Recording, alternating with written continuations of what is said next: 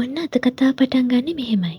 බාබි පුංචි කේලිට නත්තලට පෙරදා රාත්‍රියේදී ලස්සන සුරංගනා කතාවක් කියලා දෙන්න පටන් ගත්තා. ඒ කතාවේ හිටියා ක්ලාරා කියලා ලස්සන තරුණ ගෑනු ළමයෙක්. මේ නත්තල්දා රාත්‍රිය ක්ලාරාගේ නැන්දා එයාට නත්තල් තෑග්ග විදියට කඩවසම් පුංචි ලී සොල්දාදුවෙක් තෑගි කළා.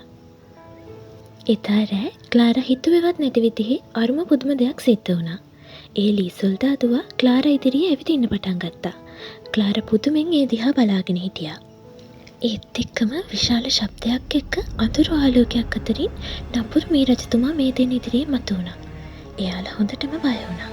මේ රජතුමා කියන්නේ එයාගේ අඳුරු මායාවන් පාවිච්චි කරලා මිනිස්සුන්ව පුංචි සෙල්ලම් බඩු බවට පත් කරන විශාල මායා බලයක් තියෙන නපුරු මීයෙක්ට. ඉතින් මේ රජතුමාගේ බලය එන්න එන්නම වැඩි වුණා. ක්ලාරාවයි පුංචි ලී සොල්දාදුවවයි පැහැරගෙන ඔහුගේ රාජධානියේ අඳුරු කුරුණ වෙත රැගෙන ගියා. ඒත් ක්ලාරාගේ හිතේ තිබුණු ධෛර්යය නම් පොඩ්ඩක්වත් අඩු වුණේ නැහැ. ඇය නිතරම විශ්වාස කළා නපුරු මී රජතුමාගෙන් ඔවුන්ට බේරෙන්න පුළුවන් වෙයි කියලා. ක්ලාරා මී රජතුමාගෙන් ඔවුන්ව නිදහස් කරන ලෙස අයද සිටියා. ඒත් මේ මී රජතුමාගේ හිතේ එයාලා ගැන කිසිම අනුකම්පාවක් ඇති වුණේ නැහැ. මී රජතුමා මේ ලී සොල්දාදුවාට සැප ආදරයක් හමුවන තුරු නැවත මිනිස් ජීවිතයක් නොලැබෙන ලෙස ශාප කළා. ඔවුන් අඳුරු සිරකොටියක සිර කරා. ක්ලාරා සිරකොටියට වෙලා මෙතනින් පැනගන්න විදියක් කල්පනා කළා. ඒත් එක්කම ක්ලාරා දැක්ක සිරකොටියෙන් එළියට යන්න පුළුවන් රාස් මාර්ගයක්. ක්ලාරා ලී සොල්දාදුවවත් අරගෙන එතනින් හිමින් එළියට ආවා. එකපාරටම එයාලගේ පිටිපස්සෙන් නපුරු මී රජතුමා මතුවුණා. ක්ලාරා වේගෙන් පහළට දුවගෙන ගියා. නපුරු මී රජතුමත් ඔවුන්ගේ පසුපසින් දුවගෙන ආවා. අන්තිමේදී ක්ලාරාට මී රජතුමාව මග හැරගන්න පුළුවන් වුණා. ඇය හරිම සතුටින් සීතල වනාන්තරයක් මැදින් ඇවිදගෙන ගියා.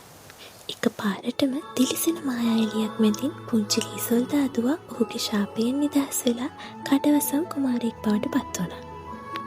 මේ තමයි එරික් කුමාරයා. ඒත් එක්කම ක්ලාරාත් රෝස පාට දිලිසෙන මායාවකින් වට වෙලා ලස්සන රන්වන් පාට කොණ්ඩයක් තියෙන අලංකාර ගවුමකින් සැරසුණු ලස්සන කුමාරිකාවක් බවට පත් වුණා. එරික් කුමාරයා ඇය දිහා වශී වෙලා බලාගෙන හිටියා. ඔවුන් මේ මොහොතේම ආදරයෙන් බැඳුණා.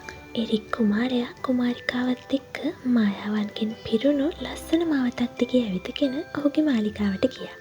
කුමාරයා ඇයට ඔහු සමග විවාහ වන මෙන් යෝජනා කළා. අන්තිමේදී ඔවුන්ගේ විවාහ මංගල්‍ය පැවැත්වුණා. මුළු රාජධානියම සතුටින් පිරුණා. මේ විදියට ඔවුන් ආදරෙන් කාලය ගත කළා.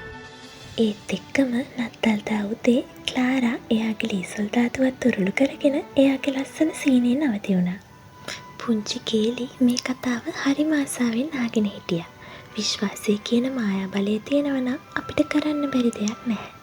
ඔන්න මේ විදියට තමයි අද කතාව ඉවර වෙන්නේ.